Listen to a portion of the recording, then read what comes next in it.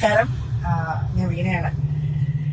ഈ വരുന്ന നിയമസഭാ ഇലക്ഷനിൽ ഏറ്റുമാനൂർ മണ്ഡലത്തെ പ്രതിനിധീകരിച്ച് 2020 NDAയുടെ സ്ഥാനാർത്ഥിയായിട്ട് ഞാൻ മത്സരിക്കാൻ തയ്യാറെടുത്തിരിക്കുകയായിരുന്നു. വളരെ ഖേദത്തോടുകൂടി ഞാൻ ഈ വാർത്ത നിങ്ങളിലേക്ക് അറിയിക്കുകയാണ്. മറ്റാൾക്കാർ ആര് പറയുന്നതിലും മറ്റ് സോഷ്യൽ മീഡിയയിൽ വരുന്നതിന് മുന്നേ ഞാൻ തന്നെ എന്നെ അറിയാവുന്ന, എന്നെ സ്നേഹിക്കുന്ന, എന്നെ പ്രതീക്ഷിക്കുന്ന ആൾക്കാരോട് ഈ വാർത്ത അറിയിക്കണം എന്നുള്ളതുകൊണ്ട് തന്നെയാണ് ഞാനിപ്പോൾ ഇങ്ങനെ ഒരു വീഡിയോ ചെയ്യുന്നത്. ഇത് രാവിലെ അമ്പലത്തിൽ പോയി തൊഴുത് എല്ലാം വളരെയധികം എന്താ പറയാ പ്രതീക്ഷയോടുകൂടി തന്നെയാണ് ഞാൻ ഏറ്റുമാനൂർ മണ്ഡലത്തിൽ എത്തിയതും പിന്നെ 2020 ആൾക്കാരെ കാണുന്നതും BJP ആൾക്കാരെ കാണുന്നതുമല്ല.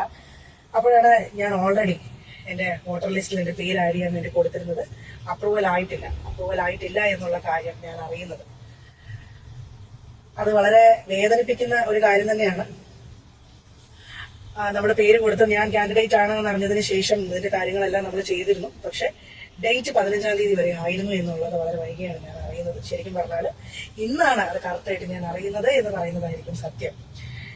ഇന്നലെ വൈകിട്ട് മുതൽ ഇന്ന് ഈ ഒരു സമയം വരെ BLO സ്മിത ചേച്ചി ആയിക്കോട്ടെ, പ്രസന്നകുമാരി ടീച്ചർ ആയിക്കോട്ടെ, ഇതെല്ലാം ചങ്ങനാശ്ശേരിയിലുള്ളവരാണ്. ഇതിന് മുന്നേ ഞാൻ വോട്ട് ചെയ്തിട്ടുള്ളത് ചങ്ങനാശ്ശേരിയിലാണ്. അപ്പൊ അതുകൊണ്ട് അതിന്റെ അടിസ്ഥാനത്തിലാണ് അവിടെ നിന്ന് നമ്മൾ ഇതിന്റെ കാര്യങ്ങളെല്ലാം ചെയ്തിട്ട് അഡ്രസ്സിൽ ഒരു ചേഞ്ചൊക്കെ സംഭവിച്ചിരുന്നു. അപ്പോ വീണ്ടും ഞാൻ ഒന്നേന്ന് ഇതിന്റെ കാര്യങ്ങളെല്ലാം ചെയ്തപ്പോൾ വന്ന കറക്ഷനാണ് പറ്റിപ്പോയത്. ഡേറ്റിന്റെ ഡിലേ കൊണ്ടാണ് ഇങ്ങനെ സംഭവിച്ചത്. കാരണം ഇത് കൊടുത്തു കഴിഞ്ഞാൽ 7 ദിവസം എടുക്കും ഇതിന്റെ എൻറോൾ നമ്പറും കാര്യങ്ങളും എല്ലാം ഓക്കെ ആയിട്ട് വരാൻ വേണ്ടിയിട്ട്, വോട്ടർ ലിസ്റ്റിൽ പേര് വരാൻ വേണ്ടിയിട്ട്.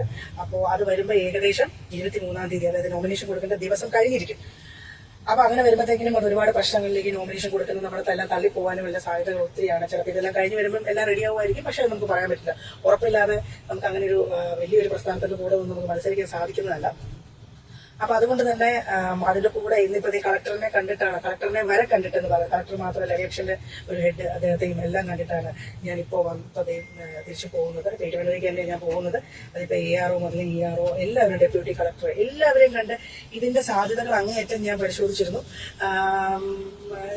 അതൊരിക്കലും പറ്റത്തില്ല എന്നവർ പറഞ്ഞു. അവർക്ക് ലിമിറ്റേഷൻസ് ഉണ്ടാവാം, അല്ലെങ്കിൽ മറ്റ് പ്രഷറുകൾ ഉണ്ടാവാം, മറ്റ് പൊളിറ്റിക്കൽ പ്രഷറുകൾ ഉണ്ടാവാം. എന്തായാൽ കൂടെ വേണമെങ്കിൽ ചിലപ്പോൾ ഒരുപക്ഷെ ചെയ്തു തരാൻ പറ്റുന്ന കാര്യമായിരിക്കാം.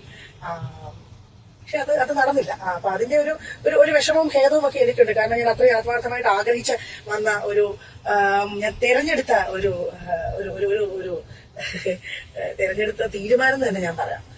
അപ്പോ എനിക്ക് ഇത്ര മാത്രമേ പറയാനുള്ളൂ. ഇത് കണ്ടുകൊണ്ടിരിക്കുന്ന ഏറ്റുമാനൂരുള്ള എല്ലാവരോടും ഇത്ര മാത്രമേ പറയാനുള്ളൂ. നിങ്ങളുടെ എല്ലാ ആവശ്യത്തിനും നിങ്ങൾക്ക് ഒരു വെളിപ്പാടകലെ ഒരു കോളില് ഞാൻ ഉണ്ടാവും. എന്താവശ്യത്തിനും എന്ത് കാര്യത്തിനും എന്നെ സമീപിക്കാം. ഞാൻ ഉറപ്പായിട്ട് നിങ്ങളുടെ കൂടെ തന്നെ ഉണ്ടാവും. ഇനി ഇവിടെ തന്നെ ഉണ്ടാവും. അതിന് യാതൊരു മാറ്റവുമില്ല. ഇതുവരെ സപ്പോർട്ട് ചെയ്തതുപോലെ ഇനി സപ്പോർട്ട് ചെയ്യണം.